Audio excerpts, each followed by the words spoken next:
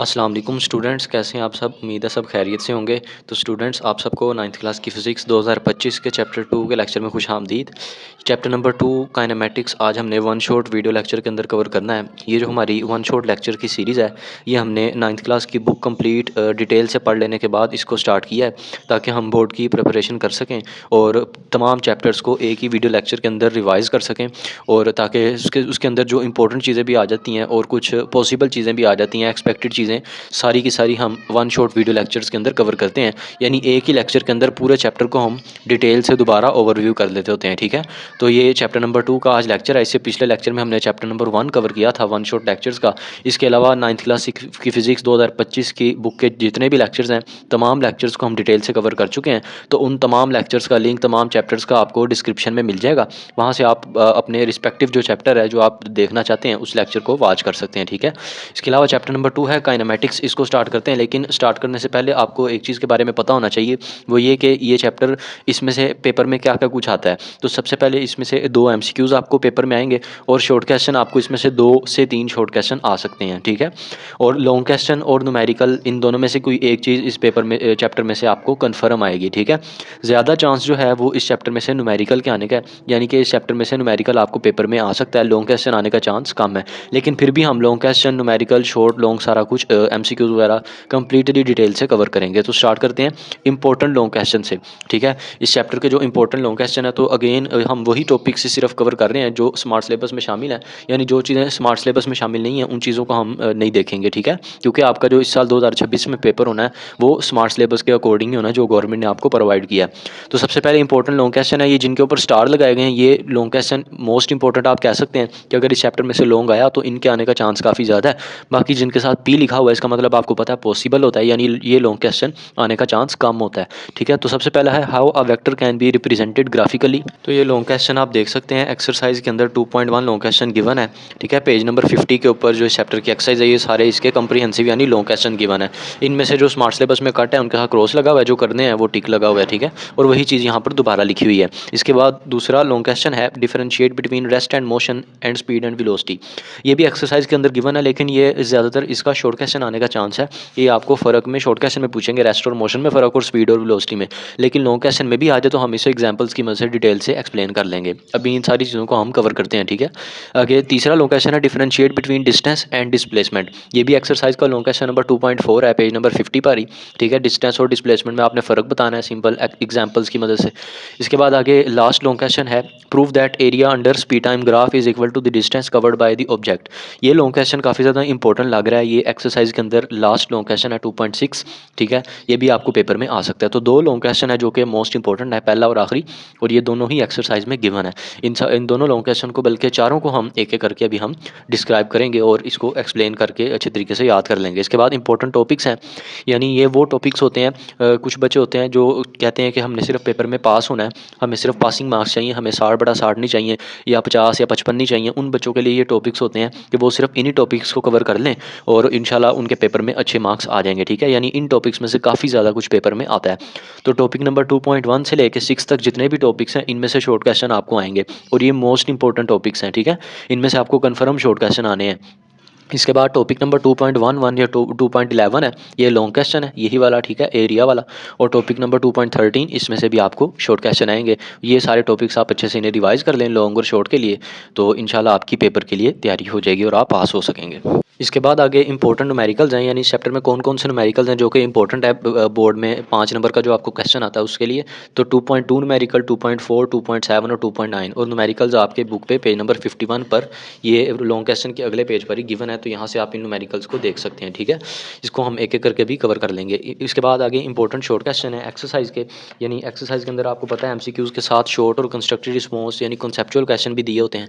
तो ये 2.1, 2.3 और 5, ये 3 शॉर्ट क्वेश्चन एक्सरसाइज के इंपॉर्टेंट है, पेज नंबर 49 पर।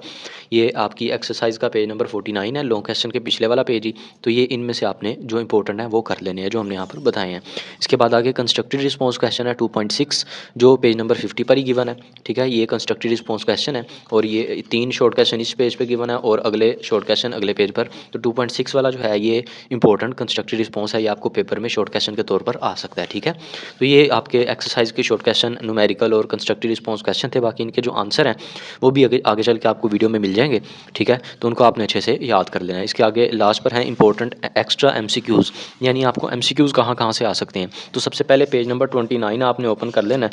वहाँ पर स्केलर और वेक्टर की जो एग्जांपल्स हैं उनमें से आपको काफ़ी ज़्यादा MCQs आ सकते हैं, ठीक है। तो बुक के ऊपर से मैं आपको शो करवा देता हूँ। तो ये पेज नंबर 29 है बुक का, ये स्केलर्स और वेक्टर वाला टॉपिक, इसको अभी हम कवर करेंगे। तो जितनी भी ये पैराग्राफ के अंदर एग्जाम्पल लिखी हुई हैं ये आपको MCQs में पूछी जा सकती हैं। यानी वो आपको कहेंगे कि distance which one of the following is scalar quantity. तो आपको 4 ऑप्शन दिए होंगे, distance, displacement, velocity, weight, force. तो आपने डिस्टेंस पे टिक करना है। इसी तरह ये भी बन सकता है कि विच one of the following is a vector quantity. तो नीचे ऑप्शन दिए होंगे वेलोसिटी, लेंथ, टाइम, स्पीड। तो वेलोसिटी वेक्टर क्वांटिटी, तो ये वेक्टर की एग्जांपल लिखी है, ये स्केलर की एग्जांपल लिखी हुई है। तो इस तरह ये आपको एग्जांपल्स MCQs में आ सकती हैं।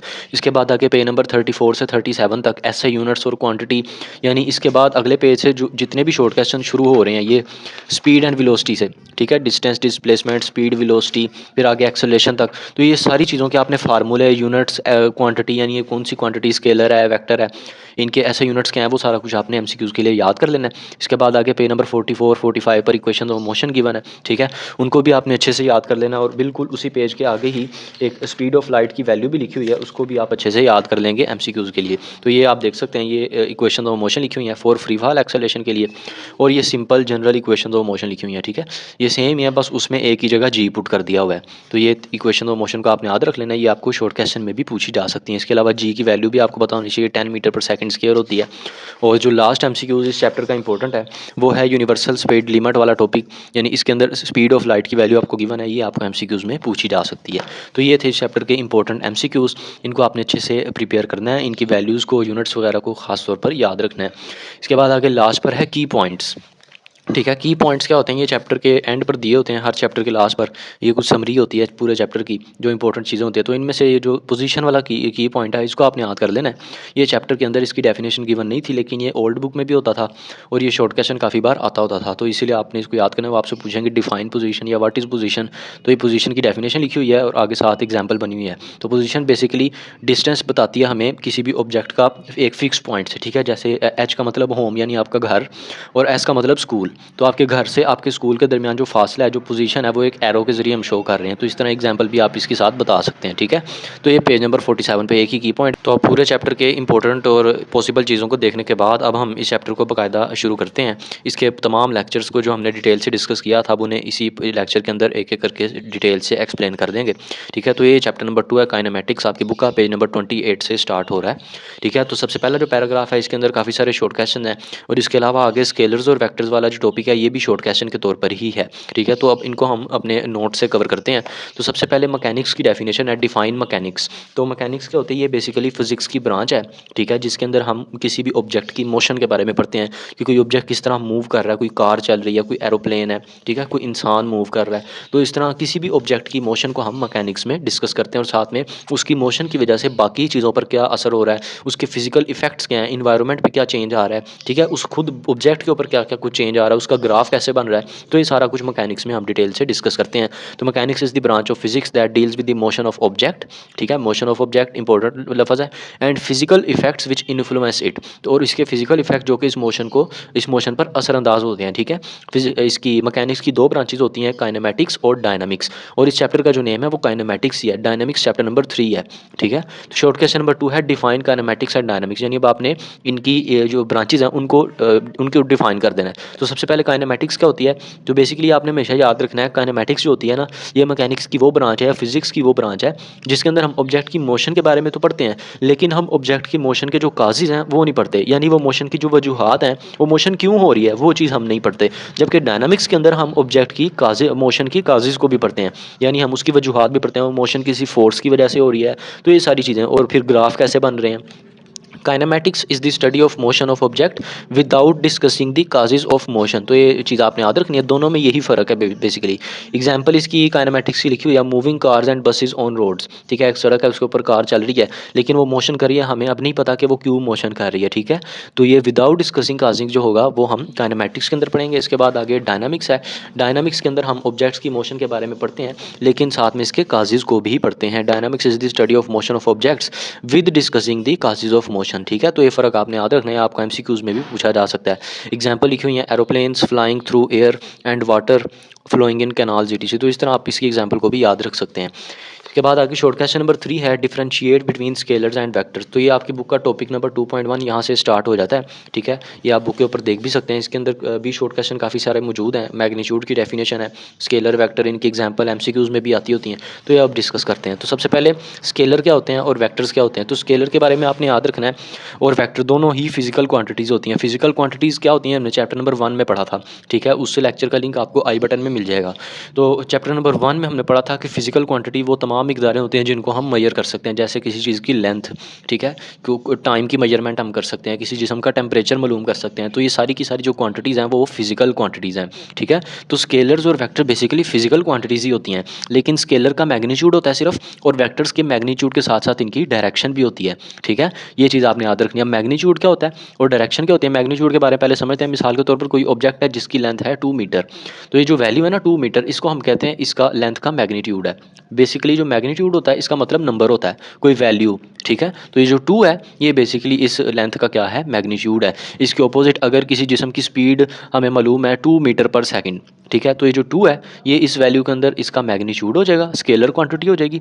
और साथ में स्पीड की कोई ना कोई डायरेक्शन भी तो होगी, यानी वो ऑब्जेक्ट किस डायरेक्शन में मूव कर रहा है उस वेलोसिटी की डायरेक्शन होगी, ठीक है। सॉरी, स्पीड जो होती है वो स्केलर होती है और वेक्टर वेलोसिटी होती है। वेलोसिटी हमें डायरेक्शन भी बताती है, जबकि स्पीड जो होती है वो सिर्फ और सिर्फ हमें मैग्नीट्यूड के बारे में बताती है। तो ये जो वैल्यू मैंने यहाँ पर लिखी है स्पीड है, लेकिन अगर मैं इसे ऐसे लिखूँगा v is equal to 2 metre per second towards north, ठीक है, इस तरह टुवर्ड्स नॉर्थ लिख दूँ या टुवर्ड्स ईस्ट वेस्ट साउथ, कोई भी डायरेक्शन साथ दे दूँ, या ऑन एक्स एक्सिस, या कोई एंगल आपको दे दूँ 60 डिग्री पर, तो ये सारी जो आगे चीज़ें आएंगी ये डायरेक्शन होगी, और ये बेसिकली उस ऑब्जेक्ट की आपको वेक्टर क्वांटिटी के बारे में बता रही है। तो वेक्टर की डायरेक्शन भी होती है और स्केलर की डायरेक्शन नहीं होती। तो scalar is a physical quantity which can be describe completely bye its magnitude only, ठीक है। इसे सिर्फ और सिर्फ मैग्नीट्यूड से डिस्क्राइब किया जाता है, और जो इसकी एग्जाम्पल लिखी हुई है लेंथ, मैस, टाइम, ये सारी की सारी स्केलर्स हैं, इनकी कोई डायरेक्शन नहीं होती। इसके अलावा वेक्टर्स हैं, vector is the physical quantity which can be completely described by its magnitude and direction। तो स्केलर में मैग्नीट्यूड ओनली और वेक्टर के अंदर मैग्नीट्यूड एंड डायरेक्शन बोथ। आगे वेक्टर्स की एग्जांपल लिखी हुई है, वेलोसिटी, फोर्स, वेट, तो इन तमाम क्वांटिटीज़ की डायरेक्शन भी होती है, ठीक है। वेट की डायरेक्शन डाउनवर्ड होती है, किसी भी जिस्म पर लगने वाली ज़मीन की ग्रेविटेशनल फोर्स, ठीक है। तो ये चीज़ आप इसको फ़र्क के तौर पर याद रख सकते हैं। इसी तरह आपको पेपर में डिफरेंस वो पूछेंगे स्केलर और वेक्टर्स में। इसी स्केलर और वेक्टर वाले टॉपिक के अंदर एक और शॉर्ट क्वेश्चन मौजूद है, डिफाइन मैग्नीट्यूड, ठीक है। तो मैग्नीट्यूड के बारे में आपको स्केलर में एक्सप्लेन कर चुका हूँ। ये कोई स्पेसिफिक नंबर होता है या इसके साथ एक वैल्यू लिखी होती है, जैसे मैंने आपको मिसाल दी थी लेंथ की वैल्यू आ गई 2 मीटर, तो ये जो 2 मीटर है ये बेसिकली वैल्यू है और ये मैग्नीट्यूड है। Magnitude includes a number and an appropriate unit, ठीक है। मैग्नीट्यूड में दो चीज़ें होती हैं, आपने याद रखनी है। एग्जाम्पल लिखी हुई है 5 किलोग्राम्स ऑफ शुगर या 5 kg, ठीक है। 5 kg ये भी वैल्यू है, ये किसकी, मैस की वैल्यू है, शुगर के। तो ये भी आपके पास शुगर का मैग्नीट्यूड आ जाएगा, ठीक है, मैस का। आगे शॉर्ट क्वेश्चन नंबर 5 है, हाउ वेक्टर्स आर रिप्रेजेंटेड। अब जो वेक्टर्स हैं उनकी चूँकि डायरेक्शन भी होती है, ठीक है। तो डायरेक्शन होने की वजह से इनको रिप्रेजेंट भी किया जा सकता है। इनके रिप्रेजेंटेशन के दो तरीके होते हैं। Vectors can be represented by symbolically and graphically, ठीक है। ये इंपॉर्टेंट शॉर्ट क्वेश्चन है, ये आपने याद रखना है। शॉर्ट क्वेश्चन नंबर 6 ये काफ़ी इंपॉर्टेंट शॉर्ट है, यानी अब आपने बताना है सिम्बोलिकली वेक्टर्स को कैसे डिनोट किया जाता है और ग्राफिकली कैसे किया जाता है। तो सबसे पहले सिम्बोलिकली यानी अलामती तौर पर, या हम जिस तरह कोई इक्वेशन लिख रहे हैं, कोई फार्मूले लिख रहे हैं या कोई डेरिवेशन कर रहे हैं, उसमें अगर वेक्टर्स आ गए तो उसको हम कैसे रिप्रेजेंट करेंगे। A vector can be represented symbolically by writing a bold face letter, ठीक है, सच दैट आपने उस लेटर को थोड़ा बोल्ड करके लिख देना है, यानी आपने उसको थोड़ा गहरा करके डार्क करके लिख देना है, तो वो आपको बताएगा वो वेक्टर है। जो कि सिंपल लिखा होगा वो आपको बताएगा वो क्या है, वो स्केलर है, ठीक है। और by writing a letter with small arrow over it, तो या आप इस एरो के ऊपर, इस लेटर के ऊपर एरो भी लगा सकते हैं, तो ये भी आपको बताएगा वेक्टर है। या एरो लगाने की बजाय आप इसके ऊपर बार भी लगा सकते हैं, इसके नीचे बार भी लगा सकते हैं। तो ये जितनी भी ऐसे की चीज़ें आपको लिखी हुई नज़र आएंगी वो सारी की सारी वेक्टर्स होते हैं। वेक्टर को लिखने का सिम्बोलिकल तरीका होता है। इसके बाद वेक्टर्स को रिप्रेजेंट करने का ग्राफिकल मेथड भी होता है, ठीक है। ग्राफिकली कैसे वेक्टर को रिप्रेजेंट किया जाता है, तो सबसे पहले आपने एक स्ट्रेट लाइन बना लेनी होती है। जो स्ट्रेट लाइन होती है वो वेक्टर के मैग्नीट्यूड के बारे में बताती है, यानी 2 मीटर लेंथ है, 4 मीटर लेंथ है, और इसके ऊपर आप एक एरो हेड लगा देते हैं जो कि बेसिकली वेक्टर की डायरेक्शन को बताता है, ठीक है। तो ये चीज़ आप यहाँ से रीड कर सकते हैं, बिल्कुल सिंपल यही बात उन्होंने लिखी हुई है। और ये साथ उन्होंने एक एग्जाम्पल भी ग्राफ की बनाई है। जो वी है ये वी वेक्टर है, जो कि ईस्ट वाले एक्सिस के साथ क्या बना रहा है, एंगल थीटा बना रहा है। कोई भी 60 डिग्री, 75, कोई भी वैल्यू हो सकती है इस एंगल की। इसके बाद आगे आपका लॉन्ग क्वेश्चन स्टार्ट हो जाएगा। लॉन्ग क्वेश्चन नंबर 2.1 ये पेज नंबर 50 एक्सरसाइज के अंदर गिवन था। लॉन्ग क्वेश्चन जो इंपॉर्टेंट में भी हमने देखा था, हाउ वेक्टर्स रिप्रेजेंटेड ग्राफिकली। अब ये जो ग्राफिकल मेथड है वेक्टर्स का, इसको आपने डिटेल से एक्सप्लेन कर देना है, ठीक है। तो ये लॉन्ग क्वेश्चन को हम बुक से ही कवर करते हैं। तो सबसे पहले आपने वेक्टर्स की डेफिनेशन लिखनी है, ठीक है। डेफिनेशन लिखने के बाद जिस तरह हमने सारे के सारे भी शॉर्ट क्वेश्चन कवर किए हैं, उसके अंदर हमने सिंबॉलिकल ग्राफिकल मेथड वेक्टर का पढ़ा है, तो आपने वो दोनों मेथड्स लिख देने हैं। उसके बाद जो ग्राफिकल मेथड है वो लिखने के बाद, उसका ग्राफ बनाने के बाद, जो भी शॉर्ट में हमने पढ़ा था, उसके बाद आपने हेडिंग देनी है डायरेक्शन, ठीक है। ये लॉन्ग क्वेश्चन लिखने का तरीका। तो डायरेक्शन के अंदर अब हम क्या लिखेंगे, डायरेक्शन के अंदर हम ये सारा कुछ लिख देंगे, इतना पैराग्राफ, ठीक है, ईच अदर तक। तो to represent the direction two mutual perpendicular lines are required. तो ये आप देख सकते हैं सामने ग्राफ बना हुआ है, इसके अंदर जो दो लाइंस होती हैं, एक है नॉर्थ साउथ की लाइन और दूसरी है ईस्ट वेस्ट की लाइन। तो दोनों लाइंस एक दूसरे के ऊपर परपेंडिकुलर है, म्यूचुअली परपेंडिकुलर है, यानी 90 डिग्री का एंगल बना रही हैं, ठीक है। तो ये दो लाइंस होती हैं, इसके ऊपर हम वेक्टर को, कोई भी वेक्टर है, वी है, एफ है, कोई भी वेक्टर है, इसको इसके ऊपर हम रिप्रेजेंट करते हैं ग्राफिकल, ठीक है। इसके बाद आगे आपने हेडिंग देनी है इतना लिखने के बाद एक्स एक्सिस की। अब ये हॉरिजॉन्टल लाइन होती है, इसको हम कहते हैं एक्स एक्सिस, जो ईस्ट वेस्ट को डिनोट कर रही है। इसके बाद ये जो वर्टिकल लाइन होती है नॉर्थ साउथ, इसको हम कहते हैं ये वाई एक्सिस है, ठीक है। तो ये आपने एक्स एक्सिस और वाई एक्सिस की डेफिनेशन लिख देनी है। उसके बाद आगे एरो बनाना है, आपने लिखना है कि ये जो दोनों पॉइंट्स, दोनों लाइन सॉरी एक दूसरे पर कट करती हैं, एक दूसरे को इंटरसेक्ट करती हैं, वो पॉइंट क्या कहलाता है, ओरिजिन, या इसका ग्राफ का सेंटर कहलाता है, ठीक है। तो ये चीज़ आपने लिख देनी है ओरिजिन की हेडिंग दे के। और उसके बाद ये जो दोनों एक्सिस हैं, ईस्ट वेस्ट नॉर्थ साउथ या एक्स वाई एक्सिस, इनको हम रेफरेंस एक्सिस भी कहते हैं। इसके बाद लास्ट पे हेडिंग आ जाएगी एंगल थीटा। एंगल थीटा क्या बताता है, मैंने अभी आपको बताया था, ये एंगल थीटा इस वेक्टर की डायरेक्शन को बता रहा होता है, यानी वेक्टर किस डायरेक्शन में है, ठीक है। तो ये आप सामने एग्जांपल भी देख सकते हैं, हाँ उन्होंने 30 डिग्री का एंगल बनाया हुआ है एफ वेक्टर के साथ, ठीक है। तो ये तीन लाइनें आप एंगल थीटा की हेडिंग देकर लिख लें, तो आपका ये लॉन्ग क्वेश्चन यहाँ तक ग्राफिकल रिप्रेजेंटेशन का कंप्लीट हो जाएगा। इसके बाद आगे शॉर्ट क्वेश्चन नंबर 7 है, ये बुक के पेज नंबर 31 के ऊपर ये टॉपिक गिवन है, resultant vector, addition of vector, graphical method, ये हेड टू टेल रूल है। तो ये चीज़ को हम नोट से अब डिस्कस करते हैं, ये भी लेक्चर 1 ही हमारा चल रहा है, ठीक है। तो रिजल्टेंट वेक्टर क्या होता है, ये आपको शॉर्ट क्वेश्चन पूछा जा सकता है। बेसिकली जो रिजल्टेंट है ना, इसका मतलब होता है सम, या किसी चीज़ को ऐड कर देना। तो सम करके, जिस तरह मैंने आपको लेक्चर पढ़ाया था तब एग्जाम्पल दी थी, 2 और 3 को प्लस करें तो आंसर आता 5। इसी तरह हम वैक्टर क्वांटिटीज़ को भी प्लस कर सकते हैं, ये स्केलर है ना, क्योंकि ये नंबर्स हैं और नंबर स्केलर होते हैं। इस तरह हम वैक्टर क्वांटिटीज़ को भी प्लस कर सकते हैं। तो जब दो वैक्टर्स को प्लस करें, जो तीसरा वेक्टर हमारे पास आता है वो रिजल्टेंट वेक्टर होता है उनकी एडिशन के बाद, और इसका जो इफेक्ट होता है वो इन दोनों के कंबाइन इफेक्ट के इक्वल होता है, ठीक है। यानी अगर इसकी वैल्यू 2 है, इसकी वैल्यू 3 है, तो इन दोनों को प्लस करेंगे तो इसकी वैल्यू बनेगी यानी 5, इसका इफेक्ट इन दोनों से ज़्यादा होगा। तो वी कैन ऐड 2 और more vectors to get single vector, this is called resultant vector. तो ये डेफिनेशन आप पढ़ सकते हैं। इसके बाद आगे इसके इफेक्ट के बारे में बताया उन्होंने। आगे लिखा हुआ है कि one method of addition vector is graphical method by head to tail rule. अब आप ऐसे भी वेक्टर्स को प्लस कर सकते हैं, और दूसरा तरीका ये भी होता है कि आप हेड टू टेल रूल की मदद से वेक्टर्स को प्लस करें। अब हेड टू टेल रूल की मदद से किस तरह वेक्टर को प्लस किया जाता है वो देख लेते हैं। मिसाल के तौर पर आपके पास ये ग्राफ है और इसके ऊपर ये एक वेक्टर गिवन है v1, ठीक है, और एक और वेक्टर गिवन है v2। अगर आपने इन दोनों वेक्टर्स को ग्राफिकली प्लस करना है तो आपको क्या करना पड़ेगा, आपको पहले पहला वेक्टर बनाना पड़ेगा, ये v1 वेक्टर। फिर आपने ये पहले वेक्टर का ये हेड है और ये इसकी टेल है, ये पहले वेक्टर का जो हेड है, इसके हेड के साथ आपने दूसरे वेक्टर की टेल को मिला देना है, ठीक है। ये v2 वेक्टर आ गया, ये हम साइड पे बना रहे हैं, ठीक है। तो ये पहले वेक्टर के हेड के साथ दूसरी वेक्टर की टेल को मिला दिया, और अब क्या करेंगे, ये इन दोनों को, हमारे वेक्टर खत्म हो गया। अगर तीसरा वेक्टर होता तो वो आगे इस तरह आ जाता, वो आगे दूसरे वेक्टर के हेड के साथ उसकी टेल आ जाती, लेकिन अभी हमारे पास तीसरा वेक्टर नहीं, दो ही हैं। तो आपने क्या करना है, सिंपली अब यहाँ पर इस तरह लाइन ड्रा करनी है, और वो लाइन क्या होगी, वो लाइन v वेक्टर होगी, जो कि इन दोनों का रिजल्टेंट होगी, यानी v is equal to v1 plus v2। तो इन दोनों को प्लस करके ये वैल्यू इसका रिजल्टेंट वेक्टर होगी, ये वाली। और रिजल्टेंट वेक्टर को बनाने के लिए आपने ये चीज़ ख्याल रखनी है कि जो इसका हेड है वो रिजल्टेंट के हेड से मिलना चाहिए, और टेल पहले वेक्टर की टेल से मिलनी चाहिए। तो यही यहाँ पर उन्होंने एक्सप्लेन किया हुआ, ये इंपॉर्टेंट है शॉर्ट क्वेश्चन, इसको आपने इसी तरह याद करना है। तो जिस तरह मैंने डायग्राम बनाई है, सारे स्टेप्स उन्होंने यहाँ पर लिखे हुए हैं, ठीक है। तो इसको आप रीड कर दें। सेम यही चीज़ आप अपनी बुक के ऊपर एग्जाम्पल में भी देख सकते हैं, फिगर 2.4 में पेज नंबर 32 पर है, ठीक है। तो ये एक v1 वेक्टर था, ये v2 वेक्टर था, ये जो तीसरा v वेक्टर है ये इन दोनों का रिजल्टेंट है। ये v1 के हेड के साथ v2 की टेल को मिलाया, ठीक है, और आगे दोनों के हेड मिल गए, रिजल्टेंट वेक्टर का हेड लास्ट वेक्टर के हेड से मिला और फर्स्ट वेक्टर की टेल से मिल गया। और ये उन्होंने ऊपर वैल्यूज़ भी लिखी हुई हैं। तो अगर इसकी वैल्यू 3 सेंटीमीटर है, इसकी 4 सेंटीमीटर है, ठीक है, तो इसकी वैल्यू कितनी होगी वो हम स्केल से मेजर करके देख लेंगे। पहले हमने इनको ड्रा किया हेड टू टेल रूल की मदद, फिर हम यहाँ स्केल रख के देखेंगे इसकी लेंथ कितनी है, तो वो हमारे पास 6.8 आ जाएगी। तो इस तरह आप, और यहाँ पे डी रख के आप इसका एंगल भी मेजर कर सकते हैं 49 डिग्री। इसके बाद आगे लेक्चर नंबर 2 है, जिसके अंदर हम topic number 2.2 rest and motion को डिटेल से डिस्कस करेंगे। पेज नंबर 32 पर गिवन है, तो नोट से इसको कवर करते हैं। तो सबसे पहले शॉर्ट क्वेश्चन नंबर 9 है, ये रेस्ट एंड मोशन में आपको डिफरेंस आ सकता है, और ये वेरी इंपॉर्टेंट शॉर्ट क्वेश्चन है, ठीक है। ये पेपर में पहले भी काफ़ी दफ़ा आया हुआ है। तो रेस्ट का मतलब क्या होता है, आपने सिंपल एक चीज़ याद रखनी है, पोजीशन, जो हमने की पॉइंट्स में भी पढ़ी थी अभी लेक्चर के शुरू में, ठीक है। तो पोजीशन क्या होती है, बेसिकली अगर कोई भी ऑब्जेक्ट है, जैसे ये आपका स्कूल है और ये आपका घर है, ठीक है, ये होम आ गया और ये स्कूल आ गया। तो ये घर से स्कूल तक का जो आपका फासला है वो एक एरो की मदद से हम रिप्रेजेंट करें। जो एरो है ये घर से, हाउस से स्कूल तक पोजीशन बता रही है, ठीक है। तो पोजीशन एक फिक्स पॉइंट से दूसरे पॉइंट तक होती है। तो पोजीशन अगर कोई ऑब्जेक्ट अपनी चेंज कर रहा हो तो उसको हम कहते हैं कि वो मोशन की हालत में है, लेकिन अगर कोई ऑब्जेक्ट अपनी पोजीशन चेंज ना कर रहा हो तो उसे हम कहते हैं वो रेस्ट की हालत में, ठीक है।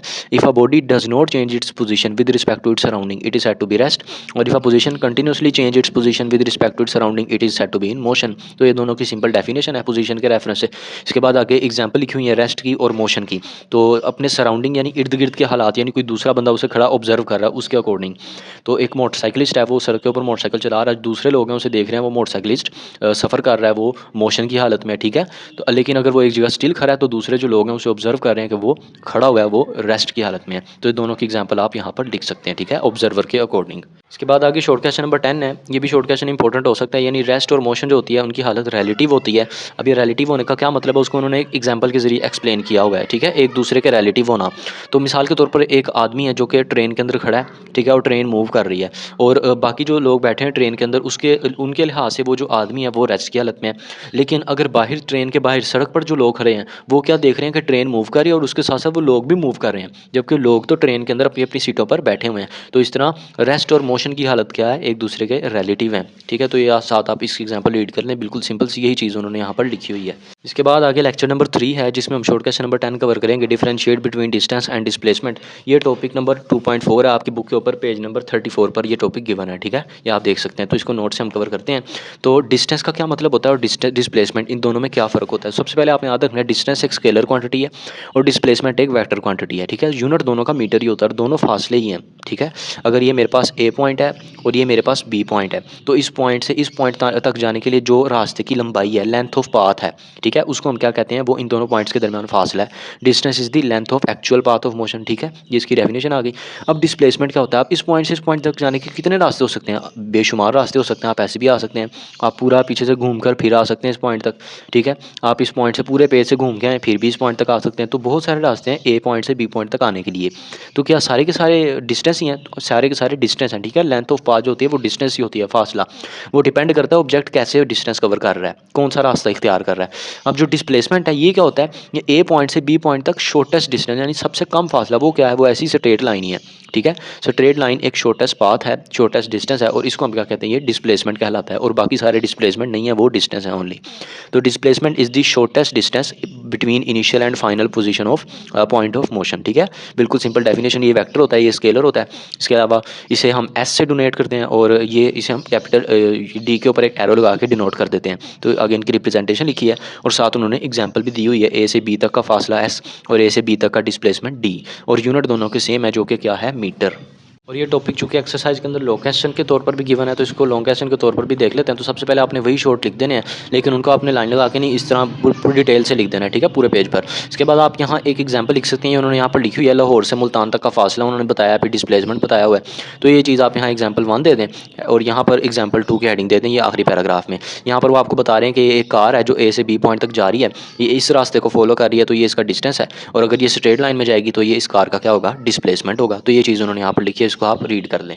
इसके बाद अगला टॉपिक है स्पीड एंड वेलोसिटी। सेम इसी तरह स्पीड स्केलर है और वेलोसिटी क्या है, वेक्टर क्वांटिटी है। स्पीड का क्या मतलब होता है, कोई भी ऑब्जेक्ट है वो ए पॉइंट से बी पॉइंट तक जा रहा है, ठीक है। अब वो अपने इस डिस्टेंस को कितने टाइम के अंदर कवर करता है, वो उस ऑब्जेक्ट की स्पीड कहलाती है। और वेलोसिटी का क्या मतलब है, कोई ऑब्जेक्ट ए पॉइंट से बी पॉइंट तक डिस्प्लेसमेंट को किस तरह कितने टाइम में कवर करता है, वो इस ऑब्जेक्ट की वेलोसिटी कहलाती है, ठीक है। क्योंकि स्केलर है ना, तो स्केलर के रिलेटिव आएगी, ये डिस्टेंस के अकॉर्डिंग आएगी, और वेलोसिटी चूंकि वेक्टर है तो ये डिस्प्लेसमेंट के अकॉर्डिंग आएगी।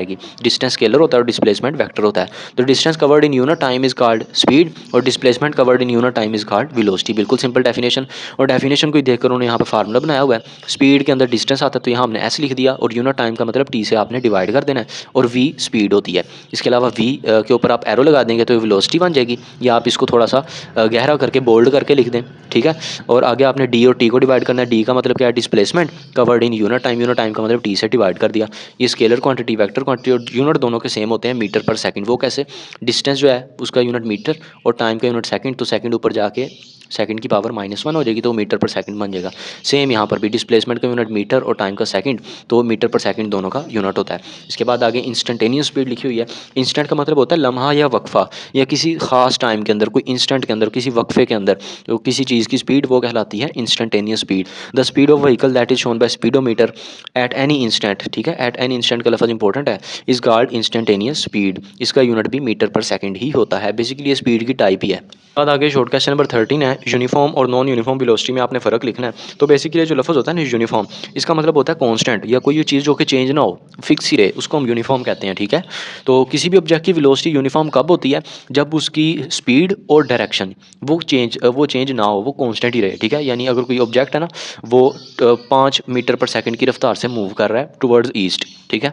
अब ये 5 मीटर पर सेकंड की रफ्तार से ओवरऑल अपने पूरे जर्नी के अंदर ए से बी पॉइंट तक जा रहा है, और इसने ए से बी पॉइंट तक जाते हुए 5 मीटर पर सेकंड की रफ्तार से मूव किया और अपनी स्पीड को चेंज नहीं किया, इसी स्पीड से चलता गया और इसी से स्टार्ट भी हुआ था, ठीक है।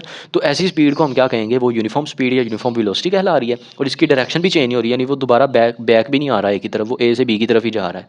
इसके अपोजिट नॉन यूनिफॉर्म वेलोसिटी, यानी अगर इसके अंदर इसकी वैल्यू 5 मीटर पर सेकंड, यानी इसकी स्पीड 5 मीटर पर सेकंड है ऑब्जेक्ट की, यहाँ पर ए पॉइंट पर, अभी ए पॉइंट से बी पॉइंट तक जा रहा है, रास्ते के सेंटर में जब पहुंचेगा तो इसने अपनी स्पीड को इंक्रीज़ करके 10 कर लिया, 10 मीटर पर सेकंड कर लिया। फिर थोड़ा आगे गया, इसने अपनी स्पीड को कम करके 7 मीटर पर सेकंड कर लिया। तो पूरे पाथ के दौरान इसकी स्पीड चेंज होती रही, और ये अपनी डायरेक्शन भी साथ साथ चेंज कर रहा है। ये कभी सीधा जा रहा है और पीछे बैक हो गया, फिर दोबारा सीधा जा रहा है और ऊपर की तरफ चला गया, ठीक है। तो इस तरह ऑब्जेक्ट अपनी रैंडम मोशन कर रहा है, अपनी डायरेक्शन भी चेंज कर रहा है और स्पीड की वैल्यू भी चेंज कर रहा है, कभी स्पीड इंक्रीज़ कर रहा है, डिक्रीज़ कर रहा है। तो ऐसी वेलोसिटी या स्पीड को हम क्या कहते हैं, ये नॉन यूनिफॉर्म होती है, ठीक है। तो डेफिनेशन आप पढ़ सकते हैं, बिल्कुल सिंपल, इसी तरह उन्होंने डेफिनेशन लिखी हुई है। इसके आगे एग्जाम्पल लिखी है, डाउनवर्ड मोशन ऑफ पैराट्रूपर, वो जो पैराशूट पहने होते हैं, वो स्काई डाइवर्स होते हैं, वो जंप करते हैं, तो जिस तरह ही वो ज़मीन की तरफ आते हैं तो एक ही स्पीड का आहिस्ता आहिस्ता नीचे की तरफ आते हैं ज़मीन की तरफ। अगर वो एकदम आए तो उन्हें चोट लग जाएगी ज़मीन पर गिरकर, ठीक है। तो इनकी स्पीड क्या होती है, वो यूनिफॉर्म होती है।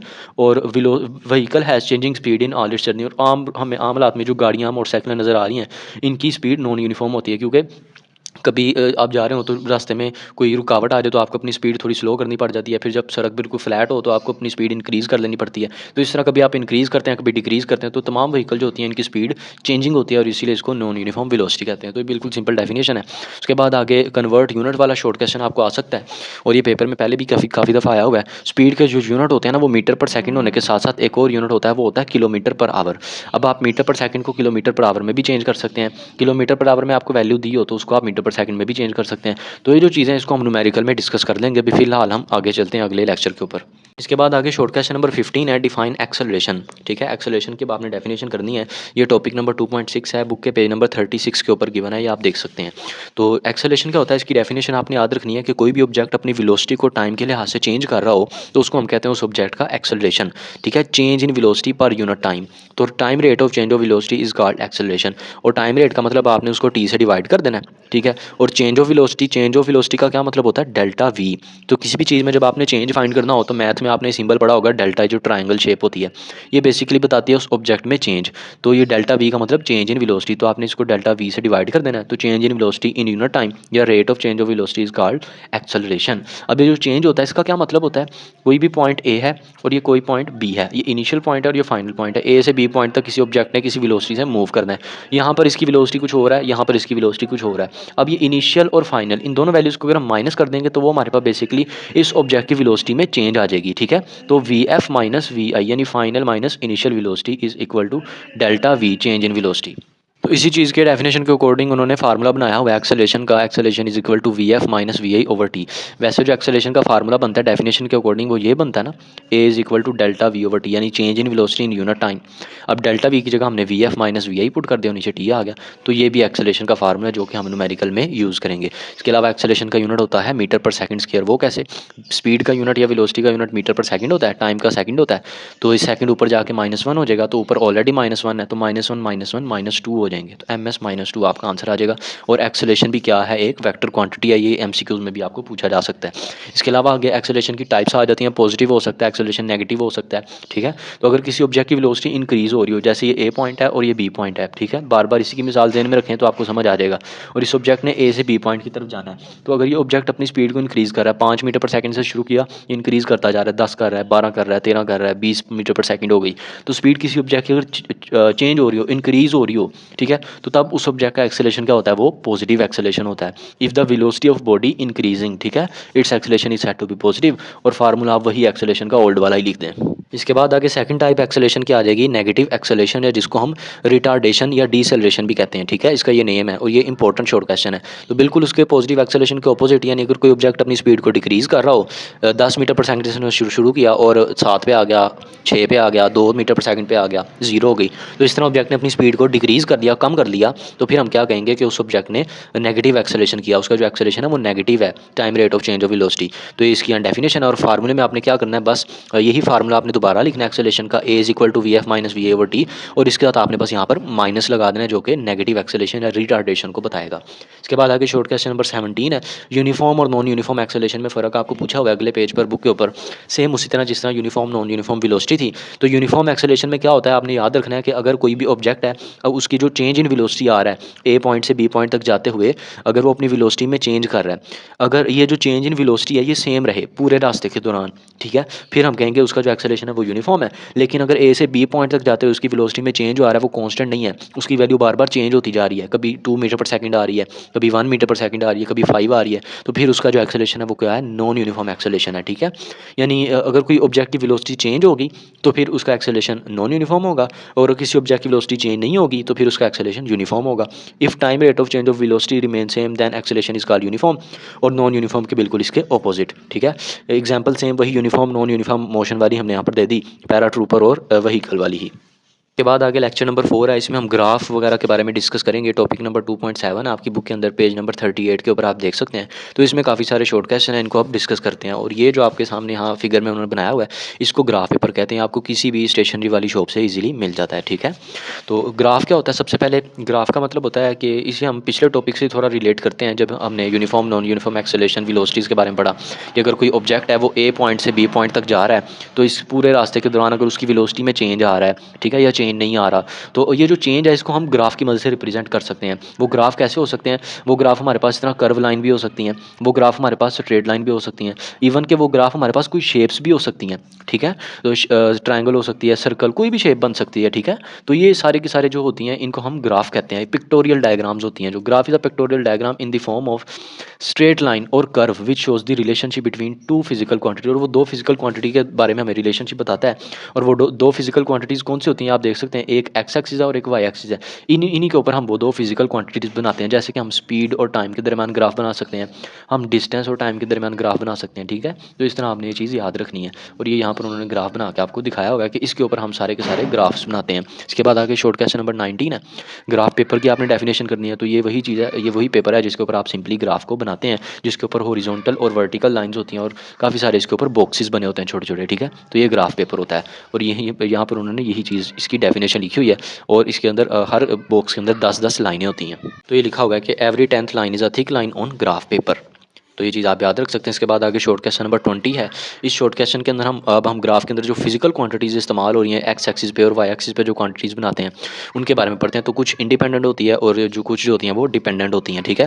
इंडिपेंडेंट क्वांटिटी कौन सी होती है, जो कि हम हमेशा एक्स एक्सिस के अलोंग लेते हैं, और ये आमतौर पर टाइम ही होती है, ठीक है। टाइम को हम एक्स एक्सिस के अलोंग लेते हैं, और जो दूसरी वाई एक्सिस के अलोंग लेते हैं इसको हम कहते हैं ये डिपेंडेंट वेरिएबल है या डिपेंडेंट क्वांटिटी है। ये आमतौर पर वेलोसिटी हो सकती है, डिस्टेंस हो सकता है, ठीक है, एक्सेलरेशन हो सकता है। तो किसी भी ऑब्जेक्ट का जो ग्राफ बनता है वो दो क्वांटिटीज़ के दरमियान ही बनता है।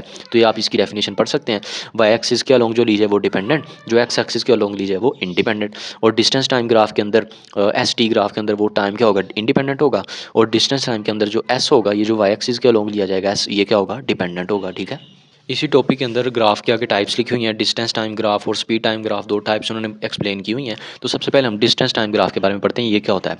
तो अगर ये ए पॉइंट है आपके पास और ये अगर बी पॉइंट है, तो कोई ऑब्जेक्ट यहाँ से ए पॉइंट से बी पॉइंट की तरफ जा रहा है और इसने इस दो पॉइंट्स के दरमियान जो फासला कवर किया वो कितना भी हो सकता है, वो 10 मीटर हो सकता है, वो 5 मीटर हो सकता है, कोई भी वैल्यू हो सकती है। अब ये जो डिस्टेंस है इसने ज़ाहिर सी बात है किसी ना किसी टाइम के अंदर कवर किया, इसे ए से बी तक जाते हुए कोई ना कोई टाइम भी लगा है। तो जो टाइम और डिस्टेंस इन दोनों के दरमियान जो रिलेशनशिप होता है वो हम बताते हैं डिस्टेंस टाइम टाइम ग्राफ की मदद से, ठीक है। और उसके आप वैल्यूज़ को प्लॉट कर सकते हैं, जिस तरह उन्होंने आपकी बुक के ऊपर भी ग्राफ बनाया हुआ है कि आप देख सकते हैं उन्होंने डिस्टेंस टाइम ग्राफ बनाया कि वो पहले 1 किलोमीटर उसने फासला तय किया, ठीक है। उसके बाद उन्होंने 2 किलोमीटर, 3 किलोमीटर, 4 किलोमीटर तय किया, और जो फासला कवर करते करते उसे टाइम भी लगा, उसे 1 मिनट लगा, 2 मिनट लगे, 3 मिनट, 4 मिनट, 5 मिनट, तो ये टाइम भी गिवन है। तो इस तरह डिस्टेंस और टाइम इन दोनों के दरमियान जो ग्राफ बनता है उसको हम क्या कहते हैं, वो हमारे पास डिस्टेंस टाइम ग्राफ होता है। ये ऊपर इसका ग्राफ का डाटा लिखा हुआ है, ठीक है। तो ये चीज़ आप पढ़ सकते हैं। इसके बाद आगे डिस्टेंस टाइम ग्राफ की डेफिनेशन है, बिल्कुल सिंपल वही चीज़ उन्होंने लिखी है जो मैंने एक्सप्लेन किया, तो ये चीज़ आप पढ़ लें। और डिस्टेंस टाइम ग्राफ जो होता है ये 3 तरह का हो सकता है। कॉन्स्टेंट स्पीड से अगर ऑब्जेक्ट मूव कर रहा है उसने डिस्टेंस कवर किया है, ठीक है। अगर ऑब्जेक्ट ने पॉजिटिव एक्सेलरेशन से मूव किया है, या ऑब्जेक्ट ने अगर नेगेटिव एक्सेलरेशन से मूव किया है, ये चीज़ें भी हमने पिछले शॉर्ट क्वेश्चन के अंदर कवर की हैं, तो ये चीज़ यहाँ पर लिखी हुई है। अगर ऑब्जेक्ट रेस्ट की हालत में इवन, तो उसका फिर किस तरह का ग्राफ बन रहा है, तो ये चीज़ आप देख सकते हैं। इसके बाद आगे शॉर्ट क्वेश्चन नंबर 22 है, उन्होंने आपको स्टेप्स बताए हुए हैं कि अब आपने इस ग्राफ को ग्राफ पेपर के ऊपर बनाना कैसे है। तो ये स्टेप्स आप खुद से रीड करें, ये बिल्कुल सिंपल से हैं। बाकी फिर भी अगर आपको इनकी समझ नहीं आती तो ये तमाम लेक्चर्स को हमने एक एक करके डिटेल से डिस्कस किया हुआ है, ठीक है, ये तमाम ग्राफ्स को। तो हर लेक्चर का लिंक आपको डिस्क्रिप्शन में मिल जाएगा, इस चैप्टर के जितने भी लेक्चर्स हैं उनका डिटेल्स है, ठीक है। तो उसको आप वहाँ से जाके वॉच कर सकते हैं। बिल्कुल इसी तरह दूसरी टाइप होती है स्पीड टाइम ग्राफ, ठीक है। इसमें सिर्फ और सिर्फ आपने क्या चेंज करना है, आपने डिस्टेंस की जगह पे स्पीड लिख देना है। तो इन स्पीड टाइम ग्राफ हम इसमें स्पीड और टाइम के बारे में रिलेशनशिप बताते हैं, और जो स्पीड होती है वो अलोंग वाई एक्सिस ली जाती है, और जो टाइम होता है वो अलोंग एक्स एक्सिस लिया जाता है। और डिस्टेंस टाइम ग्राफ में डिस्टेंस वाई एक्सिस के अलोंग और टाइम ये एक्स एक्सिस के अलोंग लिया जाता है। ये इंडिपेंडेंट और डिपेंडेंट वेरिएबल के हिसाब से जो पिछले शॉर्ट में पढ़ा था, ठीक है। ये स्पीड टाइम ग्राफ भी 2 तरह का होता है। अगर ऑब्जेक्ट यूनिफॉर्म एक्सेलरेशन से मूव करें, उसकी थ्रू आउट जर्नी अपने ए पॉइंट से बी पॉइंट तक जाते वक्त उसकी वेलोसिटी चेंज नहीं हो रही, कांस्टेंट रह रही है, तो तब उसका एक्सेलरेशन यूनिफॉर्म है। इसके अलावा कांस्टेंट स्पीड से भी वो मूव कर रहा है अगर ऑब्जेक्ट, ठीक है, तो उसका भी ग्राफ बन सकता है। इसके बाद आगे ड्रा ग्राफ्स लिखा हुआ है, तो आप ये स्पीड टाइम ग्राफ और डिस्टेंस टाइम ग्राफ बना सकते हैं इसी तरह ही जिस तरह आपकी बुक में उन्होंने आपको यहाँ पर बनाकर दिखाए हुए हैं, ठीक है। वैल्यूज़ अगर आप लिखना चाहते हैं तो ज़्यादा अच्छी बात है, लेकिन अगर नहीं भी लिखेंगे, सिंपल सा ग्राफ भी बना देंगे तो वो भी चल जाएगा, ठीक है। इसके बाद आगे टॉपिक नंबर 2.11 है area under speed time graph, जो कि एक्सरसाइज का लॉन्ग क्वेश्चन और इस चैप्टर का इंपॉर्टेंट लॉन्ग क्वेश्चन है, ठीक है। तो इसको आपने बिल्कुल भी स्किप नहीं करना। तो इस टॉपिक को हम नोट से कवर करते हैं। तो सबसे पहले इसकी डेफिनेशन में लिखा हुआ है कि आपने हमेशा ये चीज़ याद रखनी है, कोई भी ग्राफ है ना, उस ग्राफ के नीचे का जो एरिया होता है, ठीक है, ग्राफ के अंडर जो एरिया होता है, ग्राफ के नीचे जितना भी शेडेड एरिया है वो सारे का सारा वो यहाँ पर आपको बता रहे हैं। Area under speed time graph is equal to distance, वो डिस्टेंस होता है किसी भी ऑब्जेक्ट ने कितना फासला कवर किया है, ठीक है, ए पॉइंट से बी पॉइंट तक। तो ये इसकी डेफिनेशन है, area under speed time graph up to the time axis is numerically equal to distance covered by the object, ठीक है। तो ये अगर आपके पास ग्राफ है तो ये टाइम आ गया और यहाँ पर डिस्टेंस सॉरी स्पीड आ गया। तो ये आपका ग्राफ है, एक स्ट्रेट लाइन ग्राफ। तो इसके नीचे का जितना भी एरिया होगा वो सारे का सारा किसके इक्वल होगा, वो डिस्टेंस एस के इक्वल होगा जो ऑब्जेक्ट ने कवर किया। तो ये इसकी डेफिनेशन आ गई। आगे आपने इसकी एक्सप्लेनेशन लिखनी है, उसमें आपने लिखना है for distance there are 2 methods, ठीक है। Method 1 for distance and method 2 for distance. यानी अब आपने 2 तरीकों से डिस्टेंस फाइंड करना है। पहला जो तरीका है वो तो बिल्कुल सिंपल है, बाय यूजिंग डेफिनेशन या जनरल तरीका, या अगर ए से बी पॉइंट तक लेंथ ऑफ पाथ वो डिस्टेंस होती है, वो कैसे हम फाइंड करते हैं कि ऑब्जेक्ट की स्पीड जितनी भी है उसको मल्टीप्लाई कर देते हैं टाइम के साथ। यानी ए पॉइंट से बी पॉइंट तक जाते वक्त ऑब्जेक्ट ने जितना फासला कवर किया है उसको आप किस तरह फाइंड करेंगे कि उसे ए से बी तक जाते वक्त वो कितनी स्पीड से गया है और उसे कितना टाइम लगा, इस वैल्यूज़ का प्रोडक्ट करके। Consider an object is moving with constant speed v, ठीक है, एक ऑब्जेक्ट जो कि कॉन्स्टेंट स्पीड वी से मूव कर रहा है, यानी कि उसकी स्पीड पूरे पाथ में चेंज नहीं हो रही, वो 2 मीटर पर सेकेंड है तो वो पूरे पाथ में यही है, ठीक है। For time interval t the distance covered by object is s is equal to v t. तो सिंपल इसे आपने इक्वेशन नंबर 1 कह दिया। ये डिस्टेंस का जनरल फार्मूला जो चैप्टर के स्टार्ट में भी हमने पढ़ा। उसके बाद आगे मेथड नंबर 2 है डिस्टेंस फाइंड करने का, वो है बाय यूजिंग ग्राफ, ठीक है। अब आपने कोई भी ऑब्जेक्ट है वो अगर कांस्टेंट स्पीड से मूव कर रहा है यानी उसकी स्पीड चेंज नहीं हो रही, तो ये स्पीड एक्सिस के ऊपर सिर्फ ए की वैल्यू हमें मिलेगी, ठीक है। वो 2 मीटर पर सेकंड भी हो सकती है, 4 भी हो सकती है, कोई भी, यानी जिस स्पीड से वो ऑब्जेक्ट ए से बी की तरफ जा रहा है उसकी स्पीड ना बढ़ रही है ना कम हो रही है। और टाइम जो है वो चूँकि बढ़ रहा है, टाइम आहिस्ता आहिस्ता गुजरी जा रहा है, तो टाइम एक्सिस के ऊपर जो है वो ग्राफ आगे की तरफ मूव करेगा। तुम्हारे पास ये इस तरह की एक स्ट्रेट लाइन हासिल हो जाएगी बिल्कुल। ये आपके पास इस ऑब्जेक्ट का ग्राफ है जो कि कांस्टेंट स्पीड से मूव कर रहा है। तो distance can also be found by calculating area under speed time graph. अब डिस्टेंस कैसे आप फाइंड कर सकते हैं कि ये जो ग्राफ बना है, ये लाइन, इस लाइन के नीचे का जो एरिया वो बेसिकली डिस्टेंस के इक्वल है, और ये जो शेप आपके पास बनी है इस ग्राफ में वो एक रेक्टेंगल है। तो area of rectangle basically distance के इक्वल है, या एरिया अंडर द ग्राफ। तो area under graph is equal to area of rectangle. तो ये जो ग्राफ है इसके नीचे का जो एरिया वो बेसिकली इस रेक्टेंगल के एरिया के इक्वल है, ठीक है। रेक्टेंगल का जो एरिया होता है वो हम जानते हैं लेंथ मल्टीप्लाई बाय विड्थ आता है, तो इसीलिए आपने एरिया ऑफ रेक्टेंगल लिखा लेंथ मल्टीप्लाई विड्थ, और लेंथ आपके पास क्या है वो वी है और विड्थ क्या है वो टी है। ठीक है, यानी अगर आपके पास इस तरह ग्राफ बना हुआ है ना, इस ग्राफ के ऊपर अगर आपके पास इस तरह का ये स्ट्रेट लाइन ग्राफ हासिल हुआ, और ये जो नीचे का एरिया ये सारे का सारा क्या है, एरिया ऑफ रेक्टेंगल है, और ये एक्स एक्सिस और ये वाई एक्सिस। एक्स एक्सिस पे हमने टाइम टी बनाया और वाई एक्सिस के ऊपर हमने स्पीड वी बनाई हुई है। ठीक है, तो ये जो आपके पास इसकी विड्थ आएगी वो बेसिकली क्या होगी, वो टी होगा टाइम, और इसकी लेंथ क्या होगी, ये इसकी ऊंचाई, ये भी आप कह सकते हैं, ये इसकी लेंथ आ गई रेक्टेंगल की, तो ये किसके इक्वल है, ये वी के इक्वल है, और ये विड्थ टी के इक्वल, तो इसीलिए यहाँ लेंथ की जगह वी पुट कर दिया और विड्थ की जगह टी पुट कर दिया। तो इसे आपने इक्वेशन 2 कहना है। अब इक्वेशन 1 और 2 को आप कंपेयर करेंगे। इक्वेशन 1 थी s is equal to v t, तो इसमें ये दोनों साइड सेम आ गई हैं, तो इसीलिए हमने कहा ए इक्वल एस है। इसके बाद आगे hence area under speed time graph is distance covered by object in time, यहाँ से प्रूफ हो गया कि ग्राफ के नीचे का जो एरिया होता है वो बेसिकली डिस्टेंस के इक्वल ही आता है, यानी दोनों की वैल्यू सेम ही है।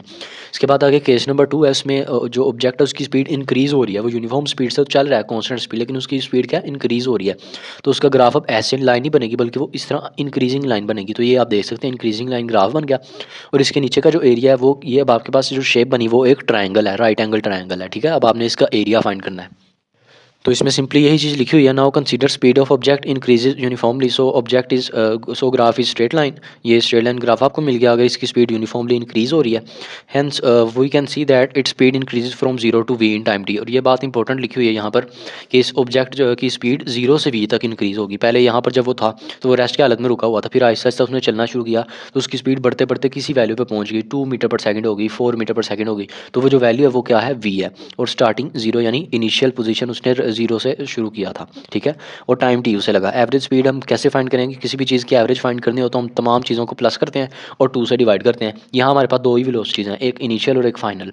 इनिशियल वेलोसिटी जीरो थी तो वी आई की जगह जीरो पुट कर दिया, फाइनल वेलोसिटी वी थी तो इसकी जगह वी पुट कर दिया, और टू टू क्यों आया, क्योंकि दो वैल्यूज़ हैं, नंबर ऑफ वैल्यू से आप एवरेज में डिवाइड करते होते हैं, तो जीरो प्लस वी करेंगे, वी आ जाएगा और टू नीचे ऐसे ही आ जाएगा, तो ये आपके पास वी एवरेज का की इक्वेशन आ गई। ठीक है, इसके बाद आगे लिखा हुआ है now distance covered is equal to v average multiply by time. अब ये कहाँ से आया, डिस्टेंस का जो फार्मूला पता है हमें, s is equal to v multiply by t होता है, तो यहाँ आपने डिस्टेंस कवर्ड लिख दिया, वी की जगह हम वी एवरेज अभी पढ़ रहे हैं तो यहाँ वी एवरेज आ जाएगा और टाइम ऐसे ही आ गया, तो ये वही बेसिक फार्मूला डिस्टेंस का, एस डिस्टेंस की जगह ऐसा आ गया, वी एवरेज की जगह उसकी वैल्यू जो अभी फाइंड की पिछले पेज पे वी बाय टू, और टाइम की जगह टी आ गया, और ये आपके पास इक्वेशन नंबर 3 बन गई। ठीक है, if we calculate area under graph, अब ये जो ग्राफ आपके पास बना था इसके नीचे का एरिया फाइंड करेंगे तो वो बेसिकली ट्राइंगल के इक्वल है, लेकिन केस 1 में रेक्टेंगल था, तो area under graph is equal to area of triangle A O B.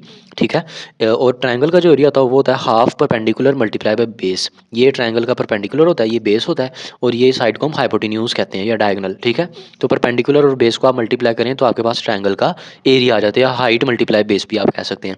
तो परपेंडिकुलर कितना है, वो वी के इक्वल है। क्यों वी के इक्वल है, क्योंकि आप ग्राफ के ऊपर देख सकते हैं ये जो वाई एक्स जिसके ऊपर हमने वी लिया हुआ है, तो इसके रिस्पेक्टिव ये वाली जो ऊंचाई होगी, ये और ये दोनों सेम होंगी, तो इसीलिए हमारे पास ये दोनों लेंथ सेम है, तो ये वी है तो ये भी क्या होगी, वी होगी, तो इसलिए परपेंडिकुलर की जगह वी पुट कर दिया, और बेस आपको पता है ये टी है, टाइम एक्सिस है, तो इसकी जगह आपने बेस की जगह टी पुट कर दिया, तो v multiply t v t आ गया, और नीचे 2 ऐसे ही आ गया। इसे आपने इक्वेशन 4 कहना है। अब आपने 3 और 4 इक्वेशन को कंपेयर करना है, तो आपके पास एरिया इक्वल आ जाएगा एस के, इन 3 और 4 दोनों इक्वेशन के अंदर जो राइट हैंड साइड है वो सेम है, तो इसीलिए ए इक्वल आ गया एस के, सेम केस 1 की तरह ही। हैंस आप कह सकते हैं कि area under graph is equal to the distance covered by object, तो इस तरह ये लॉन्ग क्वेश्चन आपका कंप्लीट हो जाएगा। के बाद आगे टॉपिक नंबर 2.12 है solving problems for motion under gravity. ठीक है, तो आपने इक्वेशंस ऑफ मोशन के अकॉर्डिंग जो ऑब्जेक्ट्स हैं उनको उनकी मोशन को सॉल्व करना है। तो 3 इक्वेशन ऑफ मोशन होती हैं, आपने लाजमी तौर पर याद रखनी है, इनमें से कोई भी आपको शॉर्ट क्वेश्चन एमसीक्यूज में लाजमी तौर पर पूछी जाएगी।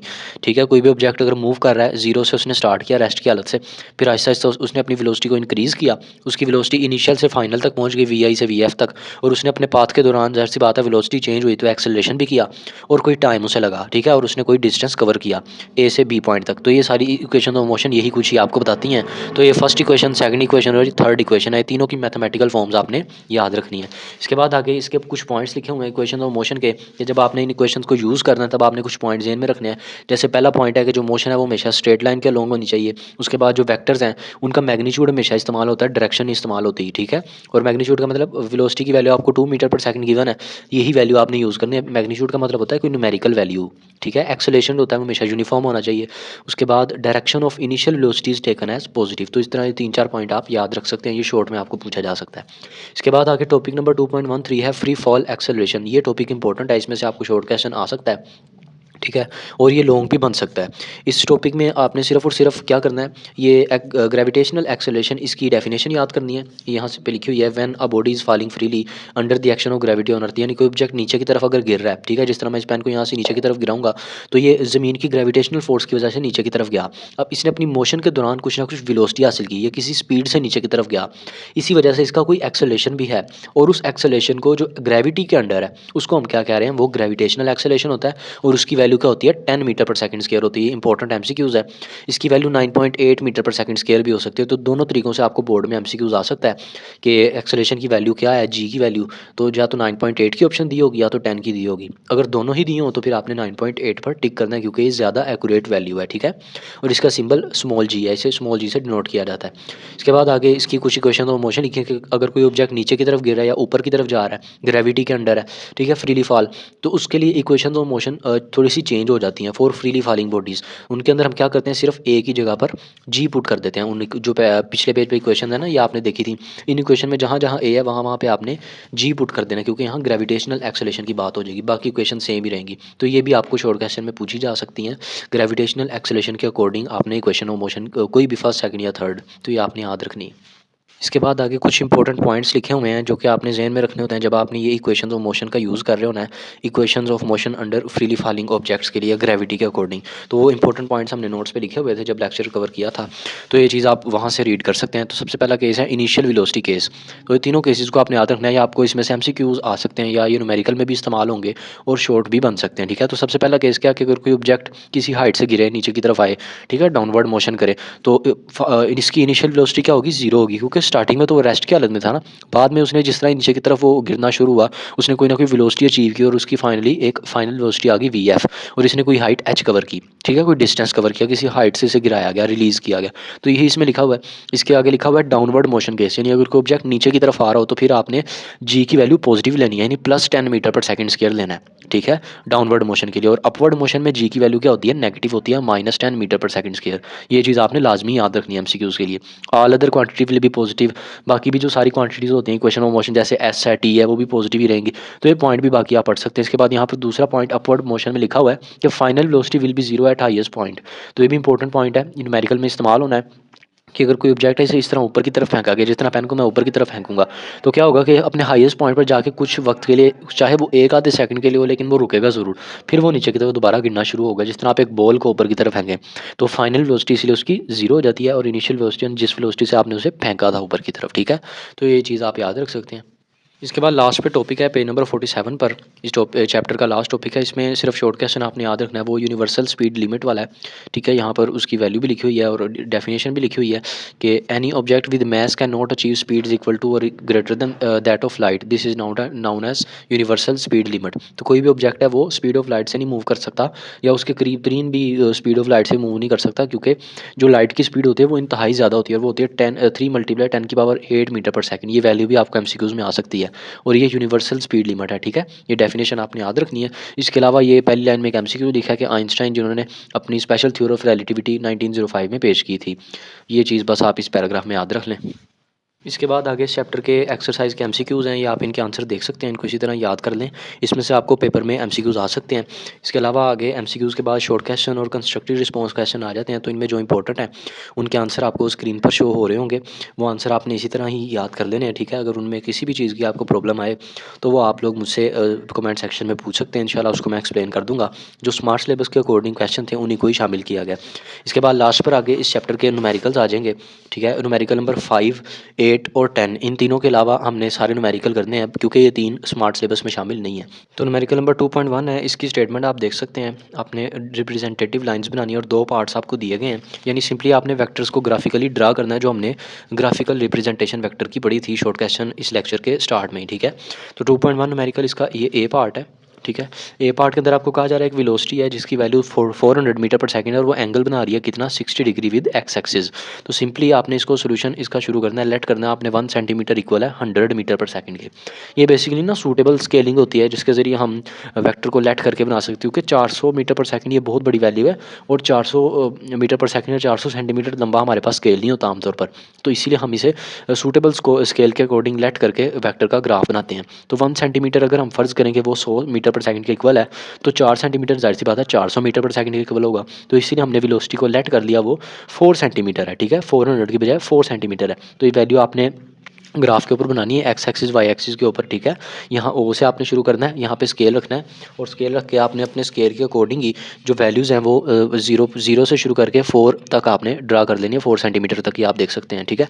तो हमने एक लाइन ड्रा कर ली 4 सेंटीमीटर जो बेसिकली वेलोसिटी का मैग्नीट्यूड है और इसकी डायरेक्शन क्या है 60 डिग्री विद एक्स एक्सिस। तो आपने एक्स एक्सिस के साथ इस तरह 60 डिग्री का एंगल बना देना, ठीक है। तो सबसे पहले आप एंगल बना सकते हैं, एंगल कैसे बनेगा, डी की मदद से आप एंगल बना सकते हैं।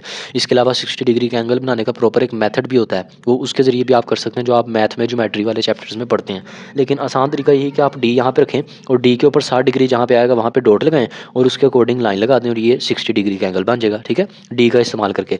बाकी फिर भी इस न्यूमेरिकल को, इस ग्राफ बनाने के तरीके को मैंने डिटेल से एक्सप्लेन किया, तो उस लेक्चर का लिंक आपको आई बटन और डिस्क्रिप्शन दोनों मिल जाएगा, वहाँ से आप इसको डिटेल से ग्राफ बनाने का तरीका समझ सकते हैं एंगल बनाने का, ठीक है। इसी तरह आगे इस न्यूमेरिकल का बी पार्ट है, उसमें आपने फोर्स बनानी है 50 न्यूटन की, एंगल आपको इस पर 120 डिग्री दिया है। तो सिंपल आप लेट करें 1 सेंटीमीटर इक्वल है 10 के, क्योंकि यहाँ 50 था, 500 होता तो 1 को हम 100 के इक्वल लेट कर लेते और 5 सेंटीमीटर फिर 50 न्यूटन हो जाएगा। लिहाजा जो फोर्स है आपकी वो 5 सेंटीमीटर आ गई। इसे आप ग्राफ के ऊपर बनाए 120 का जो एंगल है, पहले यहाँ आप डी रखेंगे तो 120 का एंगल यहाँ पर आएगा, तो इसके अकॉर्डिंग आपने यहाँ डॉट लगा दी और स्केल से 5 सेंटीमीटर की लाइन लगा दी। तो ये एंगल जब आप बनाएंगे 120 का विद एक्स एक्सिस, तो ये आपके पास फोर्स एफ का वेक्टर का ग्राफ आ जाएगा, ठीक है। इस तरह ये इजीली ये न्यूमेरिकल सोल्व हो गया। इसके बाद न्यूमेरिकल नंबर 2.2 है, इसमें आपको कहा जा रहा है कि एक कार है जो एवरेज स्पीड से मूव कर रही है 72 किलोमीटर पर आवर से, इसे कितना टाइम लगेगा 360 किलोमीटर का डिस्टेंस कवर करने में। तो ये आपको डिस्टेंस भी दिया हुआ है, दोनों वैल्यूज़ किलोज़ में, इसलिए इसको हम चेंज नहीं कर रहे। बहरहाल इनको आप चेंज भी कर सकते हैं, किलोमीटर पर आवर को मीटर पर सेकंड में करने के लिए 3.6 से डिवाइड कर देते होते हैं, लेकिन आप चेंज ना करें, फिर आपको ये भी चेंज करनी पड़ेगी, इसको 1000 से मल्टीप्लाई करना पड़ेगा। तो टाइम आपने टी फाइंड करना है, सिंपल इसमें डिस्टेंस का फार्मूला यूज़ करेंगे, ठीक है, s is equal to v t, उसके अकॉर्डिंग न्यूमेरिकल सोल्व हो जाएगा। तो ये आप देख सकते हैं यहाँ पर हमने स्पीड का फार्मूला यूज़ किया, v is equal to s over t, या s is equal to v t भी आप इसे कह सकते हैं, टी इधर मल्टीप्लाई हो जाना है। इसमें आप वैल्यूज पुट करें, वी की जगह 72 आ गया, एस की जगह 360 आ गया, टी फाइंड करना है वो ऐसे ही आ गया। अब टी इधर डिवाइड हो रहा था, इधर जाके मल्टीप्लाई हो जाएगा, ठीक है, और ये 72 बन जाएगा, 72 टी बन जाएगा और इधर रह जाएगा 360। अब टी आपने फाइंड करना है, 72 मल्टीप्लाई हो रहा है, इधर आके डिवाइड हो जाएगा। इन दोनों वैल्यूज़ को आप डिवाइड करें कैलकुलेटर पे, आपका आंसर आ जाएगा 5 और टाइम के यूनिट के साथ आपने यहाँ पर आवर लिखना है, क्योंकि आपने गिवन डाटा में यूनिट्स कन्वर्ट नहीं किए थे। अगर आप वहाँ कन्वर्ट करते किलोमीटर पर आवर को मीटर पर सेकंड में, या डिस्टेंस के किलोमीटर को आप मीटर में चेंज करते, फिर आप यहाँ पर सेकंड लिखते थे, ठीक है, लेकिन फिलहाल यहाँ आवर ही आएगा। इसके बाद न्यूमेरिकल नंबर 2.3 है, उसमें आपको कहा जा रहा है एक ट्रक है जो कि रेस्ट की हालत से चलना शुरू होता है। रेस्ट का लफ्ज़ आ रहा है तो आपने याद रखना है, सबसे पहले आपने इनिशियल वेलोसिटी को वी आई को 0 मीटर पर सेकंड लिखना होता है, ठीक है, और वो जो ट्रक है वो 90 किलोमीटर पर आवर की स्पीड अचीव कर लेता है, तो ये इसकी फाइनल वेलोसिटी होगी, ठीक है, 90 किलोमीटर पर आवर, और इसे कितना टाइम लगता है 50 सेकंड लगते हैं। आपने इसका एवरेज एक्सेलरेशन फाइंड करना है, इस वैल्यू का आप कन्वर्ट कर दें किलोमीटर पर आवर को मीटर पर सेकंड में, यानी 90 को 3.6 से डिवाइड कर दें कैलकुलेटर पे, आपका आंसर 2.5 आ जाएगा। एक्सेलरेशन फाइंड करने के लिए इसका बेसिक फार्मूला लगाएंगे, v f minus v i over t, ये तमाम वैल्यूज़ इस फार्मूले में बस पुट करेंगे, हमारा आंसर आ जाएगा। तो यही चीज़ अगले पेज पर की हुई है, आप देख सकते हैं कि यहाँ पर तमाम वैल्यूज़ को इस फार्मूले के अंदर पुट किया है। ये वी आई की जगह 25 आ गया, वी एफ की जगह भी उसकी वैल्यू आ गई और 50 से डिवाइड किया तो हमारा आंसर आ गया 0.5 मीटर पर सेकंड स्क्वायर, ये एक्सेलरेशन का यूनिट होता है। इसके बाद आगे न्यूमेरिकल नंबर 2.4 है, उसमें आपको कहा जा रहा है कार है जो कि ग्रीन ट्रैफिक सिग्नल से पास करती है, यानी जब इशारा खुलता है तो वो चलना शुरू हो जाती है और मूव करते वक्त उसकी जो वेलोसिटी होती है वो 5 मीटर पर सेकंड हो जाती है, ठीक है, लेकिन स्टार्टिंग की हालत में उसकी आपको वेलोसिटी दी गई है, ठीक है, 5 metre per second initial velocity है। फिर उसके बाद वो एक्सेलरेशन उसे अचीव होता है 1.5 मीटर पर सेकंड स्क्वायर का। आपने वेलोसिटी ऑफ कार फाइंड करनी है आफ्टर 5 सेकंड, 5 सेकंड गुजरने के बाद उसकी वेलोसिटी कितनी हो जाएगी, ठीक है, तो ये चीज़ आपने इसमें बतानी है। इनिशियल वेलोसिटी आपको 5 मीटर पर सेकंड दी हुई है, एक्सेलरेशन भी दिया हुआ है, टाइम भी दिया हुआ है, फाइनल वेलोसिटी आपने फाइंड करनी है 5 सेकंड गुजरने के बाद की वेलोसिटी, तो वो फाइनली होगी। तो एक्सेलरेशन का बेसिक फार्मूला यूज़ करेंगे, a is equal v f minus v i over t, इसमें सारी गिवन डाटा वाली वैल्यूज़ को पुट करें, ये 50 यहाँ डिवाइड हो रहा है, इधर आके मल्टीप्लाई हो जाएगा, ठीक है, तो सॉरी 5, तो 5 को इसे मल्टीप्लाई करेंगे आपका आंसर आ जाएगा 7.5 और 5 यहाँ माइनस हो रहा था, इधर आके प्लस हो गया, सिंपल आपका आंसर आ जाएगा 12.5 मीटर पर सेकंड। इसके बाद जो अगला न्यूमेरिकल है, न्यूमेरिकल नंबर 2.5, वो स्मार्ट सिलेबस में शामिल नहीं है तो इसीलिए उसको हम नहीं करेंगे। इसके अलावा आगे न्यूमेरिकल नंबर 2.6 है, तो इसको एक दफ़ा देख लेते हैं। इसमें आपको कहा जा रहा है एक वैगन है जो कि रोड के ऊपर मूव कर रही है और उसकी वेलोसिटी 54 किलोमीटर पर आवर है और ब्रेक्स अचानक लगाई जाती हैं और ब्रेक्स लगाने के बाद उसकी जो जाहिर सी बात है वैगन रुक जाएगी, उसकी फाइनल वेलोसिटी क्या हो जाएगी 0 हो जाएगी। फिर उसके बाद वैगन जो है वो 25 मीटर का डिस्टेंस कवर करती है रुकने से पहले। अब आपने उसका एक्सेलरेशन फाइंड करना है, तो इनिशियल वेलोसिटी वी आई आपको 54 किलोमीटर पर आवर दी है, इसको आप चेंज करें मीटर पर सेकंड में 3.6 से डिवाइड करके। फाइनल वेलोसिटी आपको 0 मीटर पर सेकंड दी हुई है और डिस्टेंस दिया हुआ है 25 मीटर। एक्सेलरेशन आपने फाइंड कर लेना है। सिंपल यहाँ पर हम third equation of motion use करेंगे जो हमने पढ़ी थी, 2as is equal v f square minus v i square. इसमें आप वैल्यूज पुट करें, ठीक है। 2s ही आ गया, ए भी ऐसे ही आ, क्योंकि ए तो फाइंड करना और एस की जगह 25 आ गया। इसके बाद आगे वी.एफ की जगह 0 पुट करेंगे और वी.आई की जगह 15 का स्क्वायर लेंगे, माइनस 2 to 5 आएगा और 0 से माइनस करेंगे तो वैल्यू माइनस में आ जाएगी। यानी सर आप ऐसे ही कैलकुलेटर पे लिख दें, आपके पास ये आंसर आ जाएगा। 50 यहाँ ए के साथ मल्टीप्लाई हो रहा है, इधर आके डिवाइड हो गया, दोनों वैल्यूज़ को डिवाइड करके हमारा आंसर आ गया -4.5 मीटर पर सेकंड स्क्वायर। तो इस तरह हमने न्यूमेरिकल भी सोल्व कर लिया। इसके बाद आगे न्यूमेरिकल नंबर 2.7 है, उसमें आपको कहा जा रहा है एक स्टोन है जिसको हाइट 45 मीटर से नीचे गिराया गया है, उसको कितना टाइम लगेगा ज़मीन पर पहुंचने में, अगर उसकी वेलोसिटी आपने फाइंड करनी है ज़मीन को हिट करने से पहले, ठीक है। तो इनिशियल वेलोसिटी वी आई 0 है, ज़ाहिर सी बात है ऊपर से गिरने से पहले वो स्टार्टिंग में रेस्ट के हालत में था, बाद में उसे गिराया गया तो वो उसने कोई ना कोई वेलोसिटी अचीव की है, तो वही वेलोसिटी फाइनल वेलोसिटी आपने फाइंड करनी है। और हाइट है 45 मीटर, ये आपको गिवन डाटा में गिवन है। और एक्सेलरेशन में हमें पता है जी की वैल्यू 10 होती है, जो ऑब्जेक्ट डाउनवर्ड मोशन कर रहा हो जी की वैल्यू प्लस होती है, पॉजिटिव होती है 10 मीटर पर सेकंड स्क्वायर। तो ये चीज़ हम यहाँ पर यूज़ कर लेंगे। इसके बाद आगे तो टू फाइंड में आप देख सकते हैं आपने टाइम फाइंड करना है और फाइनल वेलोसिटी फाइंड करनी है ग्राउंड को हिट करने से पहले। तो we know that h is equal to v i t plus 1/2 g t square. ये हमने second equation of motion use किया है अंडर एक्शन ऑफ ग्रेविटी वाली, ठीक है। ए की जगह जी पुट कर दिया, यहाँ आप एच की जगह एस भी लगा सकते हैं जो कि बेसिकली हाइट है। इसकी जगह 45 आ जाएगा, वी आई 0 आ जाएगी और ये टी की जगह टी आ गया। सारी चीज़ें हमने गिवन डाटा से देख के वैल्यूज़ पुट कर दी इसमें, ठीक है। और ये आपके पास क्या आ गया, इधर 45 आ गया और ये 0 हो जाएगा, ये वैल्यू 0 हो जाएगी। और 10 टी स्क्वायर, 10 को जब आप 2 से डिवाइड करेंगे तो उसका आंसर क्या आ जाएगा, 5 आ जाएगा। तो 5 टी स्क्वायर इधर आ गया और इधर 45 रह गया। अब 5 यहाँ मल्टीप्लाई हो रहा था, इधर आके डिवाइड हो गया, दोनों वैल्यूज़ को डिवाइड किया, 9 आंसर आ गया। और 9 आया तो टी का स्क्वायर है, यहाँ स्क्वायर खत्म करने के लिए दोनों तरफ स्क्वायर रूट लेंगे, टी का स्क्वायर कैंसिल हो जाएगा स्क्वायर रूट से, और 9 का स्क्वायर रूट 3 होता है, तो टाइम की वैल्यू आपके पास 3 सेकंड आ गई। इसके बाद आके आपने फाइनल वेलोसिटी फाइंड करनी है, तो उसके लिए first equation of motion use करेंगे अंडर एक्शन ऑफ ग्रेविटी, यानी ए की जगह हमने यहाँ पर जी ही पुट करना है। तो इस फार्मूले में भी आप वैल्यूज़ को पुट करें, जी की जगह 10 आ गया, टी की जगह 3, वी आई की जगह 0, ये सारा कुछ कैलकुलेटर पे लिख के हमारा आंसर आ गया 30 मीटर पर सेकंड। इसके बाद आगे न्यूमेरिकल नंबर 2.8 वो स्मार्ट सिलेबस में शामिल नहीं है तो उसको हम नहीं कवर करेंगे। आगे न्यूमेरिकल नंबर 2.9 है, उसमें आपको कहा जा रहा है कि एक बॉल है जिसे टावर के टॉप से गिराया गया है और बॉल की ज़मीन पर पहुंचती है 5 सेकंड में। आपने उस टावर की हाइट फाइंड करनी है। बेसिकली आपने बताना है कि बॉल कितना नीचे की तरफ कितनी हाइट उसने कवर की है ज़मीन पर गिरने से पहले, ठीक है। और साथ में आपने वेलोसिटी ऑफ बॉल बतानी है कि जो जिससे वो ज़मीन को हिट करेगी, यानी फाइनल वेलोसिटी बतानी है।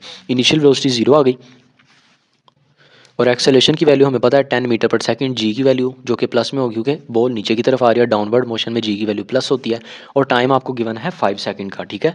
आपने हाइट ऑफ टावर बतानी है जो बेसिकली बॉल का डिस्टेंस है नीचे की तरफ। ये टावर है ना, यहाँ से इस बॉल को नीचे गिराया गया, तो टावर की हाइट बेसिकली बॉल का डिस्टेंस ही है ज़मीन पर गिरते वक्त, ठीक है। बॉल का डिस्टेंस और टावर की हाइट, ये दोनों की वैल्यूज़ क्या हैं, सेम ही है। तो इसीलिए हमने एस की जगह एच पुट करना है। उसके बाद आगे फाइनल वेलोसिटी वी एफ आपने फाइंड कर लेना जिससे वो ज़मीन को हिट करेगी। तो सिंपल यहाँ पर second equation of motion use करेंगे अंडर एक्शन ऑफ ग्रेविटी, क्योंकि डाउनवर्ड मोशन हो रही है, ग्रेविटी के अंडर हो रही है। तो इक्वेशन आ गई, यहाँ आप एच की जगह पे एस भी पुट कर सकते हैं, ठीक है। तो वी आई की जगह 0 आ गया, टी की जगह 5, तो ये सारी चीज़ें हमने गिवन डाटा से देख के पुट कर दी। ये सारा कुछ आप ऐसे ही बेशक कैलकुलेटर पे लिख दें तो आपका आंसर आ जाएगा 125 मीटर, जो कि बेसिकली टावर की हाइट है। इसके बाद आके आपने first equation of motion use करनी है ताकि आप फाइनल वेलोसिटी फाइंड कर सकें। V f equal v i plus g t, v i की जगह 0 पुट करेंगे, जी की जगह 10 और टी की जगह 5, ये सारा कुछ ऐसे कैलकुलेटर पे लिखेंगे, हमारा आंसर आ जाएगा 50 मीटर पर सेकंड। तो इस तरह हमारी ये तमाम के तमाम न्यूमेरिकल्स कवर हो जाएंगे जो स्मार्ट सिलेबस वाले थे। इसके बाद जो अगला न्यूमेरिकल है वो स्मार्ट सिलेबस में शामिल नहीं है तो उसको हम कवर नहीं करेंगे। तो ये वन शॉट लेक्चर था चैप्टर नंबर 2 का, इसमें काफ़ी कुछ हमने कवर किया, पूरे चैप्टर को डिटेल से रिवाइज़ किया। तो मुझे उम्मीद है इसमें काफ़ी कुछ आपको समझ आया होगा। फिर भी अगर कोई चीज़ रह गई तो उसको आप लोग डिटेल्ड लेक्चर्स में उसको समझ सकते हैं। उन तमाम लेक्चर्स के लिंक आपको डिस्क्रिप्शन में मिल जाएंगे, ठीक है। वहाँ से आप उनको अच्छे से डिटेल से वॉच कर सकते हैं। बाकी मुझे उम्मीद है आज का लेक्चर आपको समझ आया होगा। अगर आपको वीडियो अच्छी लगी इसको लाइक करें, अपने फ्रेंड्स के साथ शेयर करें और हमारे चैनल को सब्सक्राइब करें। मिलते हैं आपसे अगले लेक्चर में, अपना ख्याल रखिएगा। अल्लाह हाफिज़।